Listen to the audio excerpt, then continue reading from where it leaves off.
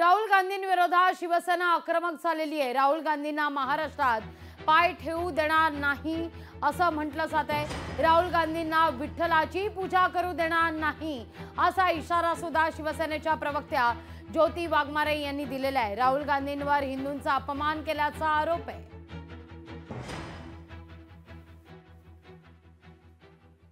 लोकसभेमध्ये समस्त हिंदूंना हिंसक म्हणणाऱ्या राहुल गांधीचा शिवसेना जाहीर निषेध करते आणि या राहुल गांधीला आम्ही महाराष्ट्रात पाय ठेवू देणार नाही।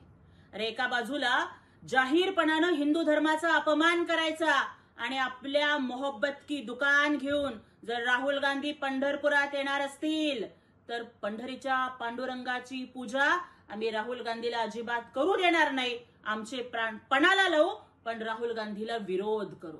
एकनाथजी शिंदे साहेबांच्या नेतृत्वाखालची स्वाभिमानी भगवी शिवसेना या हिंदू विरोधी वक्तव्याचा आणि राहुल गांधीचा जाहीर निषेध करते। लोकशाही मराठी ऐका, पहा, जागरूक रहा।